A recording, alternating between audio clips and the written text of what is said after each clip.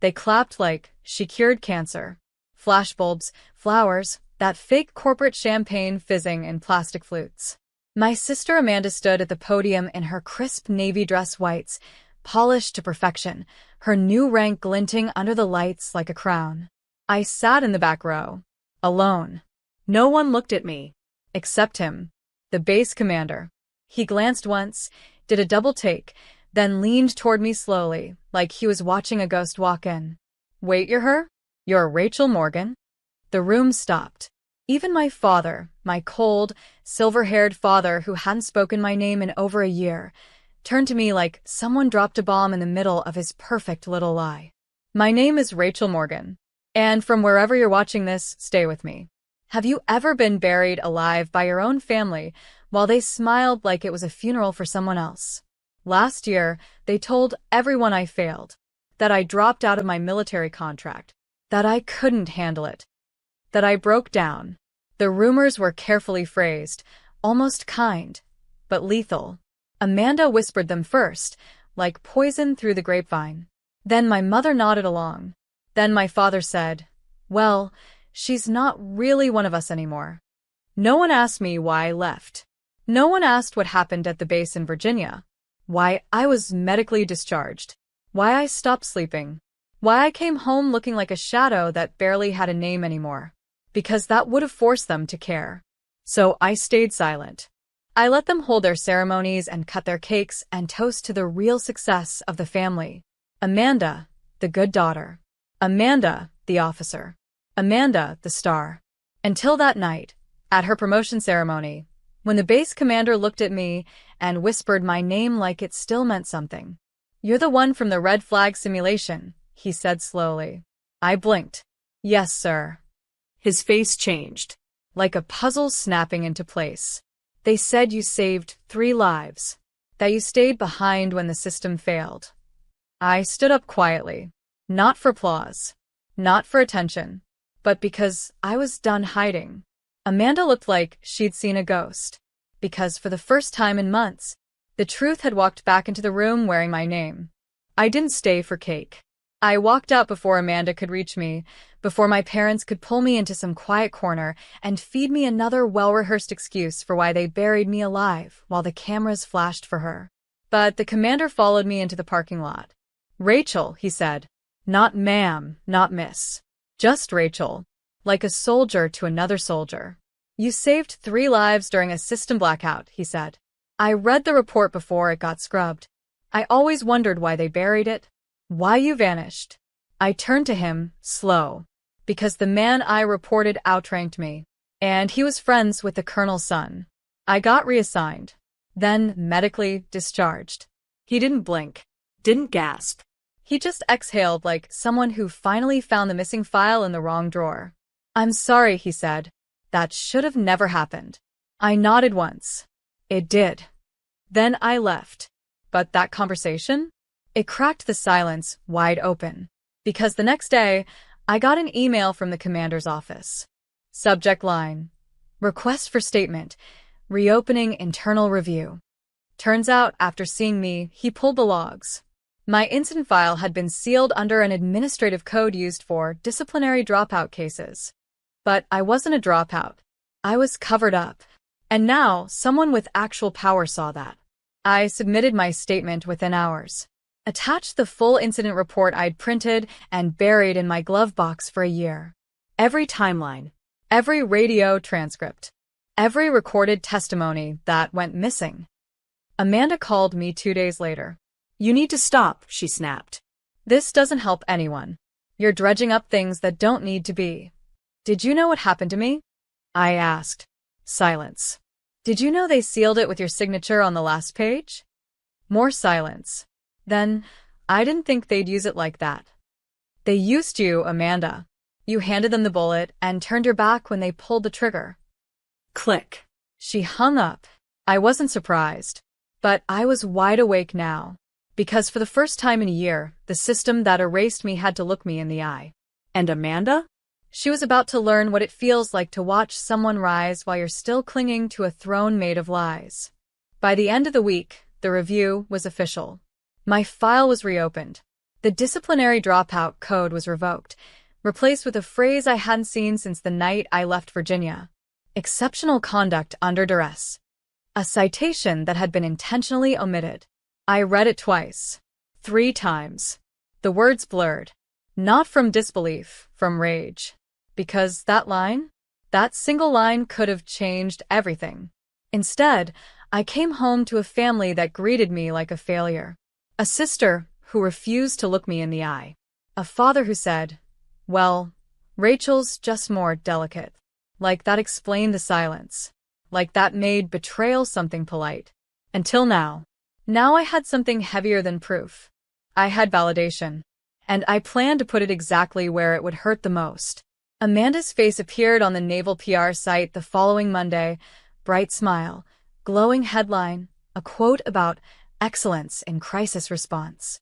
I submitted a formal counterbrief. Attached the updated internal review. I didn't need to accuse her of anything. I just let the facts sit there. Quiet. Undeniable. Within 48 hours, her quote was pulled from the article. 2 days later, I received a call from a military PR coordinator. "Miss Morgan, would you be willing to speak at the Academy's leadership seminar this fall? We think your story might offer clarity." I said yes. Amanda's silence was deafening. But my parents? They broke first. My mother came by unannounced, all tight smiles and the smell of lavender guilt. "We didn't know how to help you, Rachel," she said. "You shut down." "I wasn't shut down," I said. "I was locked out. You helped them bury me, and when they shut the lid, you nodded." Tears welled up, but I didn't flinch. I'd learned that guilt isn't the same as regret. "You always made things difficult," she said, almost whispering. "Even as a kid." I nodded. "And Amanda always made it easy. That's why you chose her." She didn't deny it. She just left the cookies on the counter and walked out like it was a mercy. That night, I started drafting my Academy speech. Not as a survivor. Not as a victim. As someone who was erased and returned with the pen in her own hand. I wasn't done. Amanda still had her rank. But not for long. Because the next thing I submitted was a formal ethics complaint. Signed. Dated. And carved with one line she'd never outrun. "You signed the lie that almost ruined me." The ethics board moved faster than I expected. Within 2 weeks of filing, they requested a full investigation into Amanda's role in the incident that led to my discharge. I knew what they'd find. I'd lived it. She hadn't orchestrated the cover-up, no. But she signed her name to a report she never read. She vouched for a commanding officer she knew had a history of pushing women out quietly. And when I got dragged off that base like a loose thread, she didn't say a word. Now her silence had a paper trail. And the military doesn't like bad press, especially from one of their rising stars being publicly questioned. I didn't hear from Amanda, but her friends did. One by one, they reached out. Coworkers, colleagues, even her mentor, the same one who once told me your sister is the blueprint. They were polite, careful, coded. "Are you sure you want to escalate this? Isn't there a way to resolve this privately? Don't you think it's better to heal quietly?" No. Quiet is what let them erase me the first time. This time, I wanted echoes. The Academy published their fall seminar list. My name was listed next to a panel called "Surviving the Silence, What the System Doesn't Want You to Say."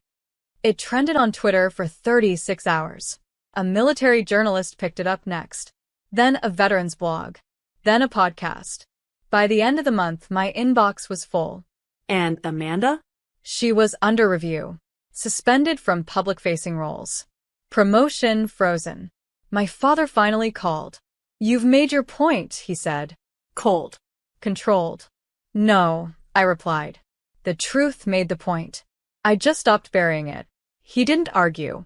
He hung up. I visited Virginia that weekend.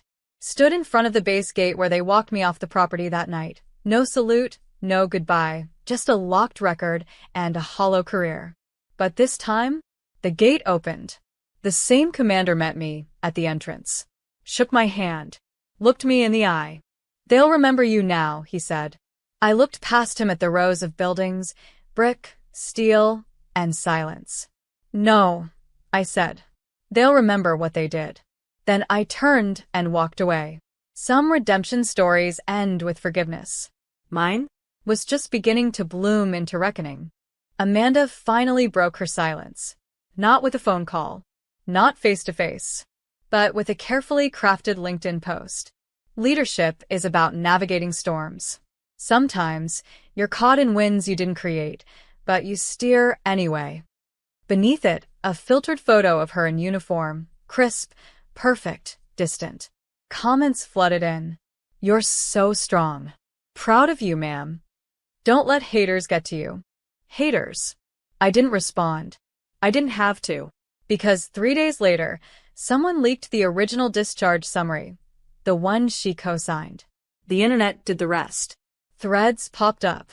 Is this the same Amanda Morgan who signed off on a whistleblower report? Didn't her sister speak at the academy last week? Why isn't the Navy addressing this? She turned off comments. Deleted the post. The cracks were no longer private. Then came the Navy's internal memo. Quietly issued, but someone forwarded me a screenshot. Amanda had been officially reprimanded for failure to appropriately review and verify documentation resulting in the mishandling of a service member's medical discharge. Her next promotion? Gone. She wouldn't lose her rank. They wouldn't gut her in public. But the ceiling above her had just turned to stone. And my parents? They started pretending nothing had ever happened. Suddenly, I was getting birthday texts again. Invitations. My mom mailed me a proud of you card with a Starbucks gift card inside, like that could scrub the silence off her conscience. But guilt disguised as kindness doesn't smell like healing. It smells like damage control. So I ignored them. I kept going. Because the thing no one tells you about reclaiming your name is that it doesn't feel like a parade. It feels like paperwork. Like late nights and reliving trauma on official documents. Like watching people flinch as they realize they chose comfort over you. And it feels like power. Real power. The kind that grows in the ash of what they try to burn down. My speech at the Academy hit 2.3 million views online. CNN requested an interview. I declined. Because this wasn't a headline. This was a homecoming. Not to a place. To myself.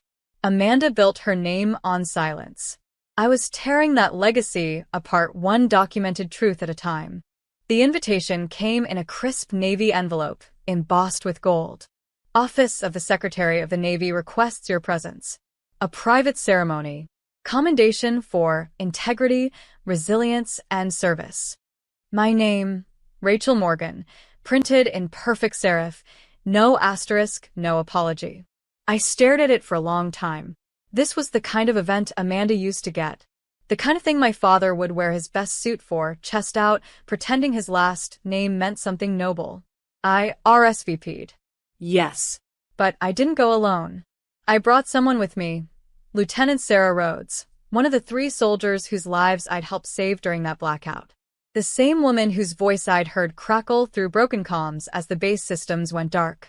The one they never listed in any of the reports. She hugged me like we were back in that room again. Alive. Scarred. Breathing. You shouldn't have had to fight this hard, she said. I smiled. But I did. And now we're here. When I walked into that chamber, people stood. Not out of obligation, but recognition. The secretary read my commendation slowly, like each word was a correction written over a lie. And when he handed me the plaque, real wood, heavy, engraved, he whispered, "They told me you were difficult. I read your file. You weren't difficult. You were right." Applause echoed like thunder. But all I could see was Amanda, years ago, standing on a similar stage, taking credit for playing quiet while I bled beneath the silence. This wasn't about erasing her. It was about reclaiming me. After the ceremony, a retired general approached. Kind eyes, slow voice. "I remember your case," he said. "They said it was too messy to fix." I met his gaze. Then I made them regret leaving the mess. That night, I got a text from my father. "We saw the ceremony. Congratulations. I hope you can find it in your heart to let things go." I stared at that screen for 10 full seconds. Then I replied, "You all let me go first. I just learned to stay gone." He didn't respond, and I didn't need him to, because for once, I was no longer looking back. I had my name, I had the truth, and I had the silence finally on my side. 2 weeks after the ceremony, Amanda called. Not to scream, not to defend, to confess. Her voice shook like a match burning too close to her fingers. I shouldn't have signed it, she said. I knew what it was. I knew what they were doing. I didn't interrupt. I wanted her to say it all. I thought if I didn't make waves, I'd be promoted faster. They told me you'd be fine, that you were unstable, and it'd be better this way. I laughed, sharp, bitter. Better for who? She was crying now. I didn't think they'd erase you. I thought it would blow over. That's the difference between us, I said. You thought silence was survival. I learned it was surrender. She begged me not to go public with the ethics complaints outcome. Said she was being reassigned. Lower profile base. No advancement for 2 years. No prestige. No podiums. Just quiet, forgotten work. I told her that sounded familiar. Then I hung up. And that should have been enough. But it wasn't. Because there was one more thing they still hadn't touched. The man who started it all. Captain Richard Halloway. The one I reported. The one who laughed in my face after the simulation when I challenged his call. The one who said I panicked under pressure while I stayed behind to extract 3 soldiers from a dead zone. He'd been promoted. Twice. Now stationed in California. Clean record. Decorated. Until I filed a formal misconduct complaint, newly backed by the ethics board findings and my reinstated commendation. And I wasn't the only one. Lieutenant Rhodes filed her statement too. Then the 3rd soldier, Eric Mendez. He'd stayed silent out of fear. Until now. We coordinated. 3 voices. 1 truth. And then the news broke. Captain Richard Halloway under investigation for misconduct related to falsified reports and suppression of whistleblower testimonies. It made stars and stripes. It hit military Twitter like a grenade. Halloway was suspended. Pending inquiry. No more speeches. No more clean legacy. Amanda texted me again. You really meant it. All of it. I replied with 3 words. Now do you? She never answered. But it didn't matter. Because sometimes justice doesn't come in flames. It comes in cracks. Quiet, steady fractures in the machine they used to protect themselves. And now the cracks were spreading. The final email came on a Sunday morning. No fanfare. No subject line in bold.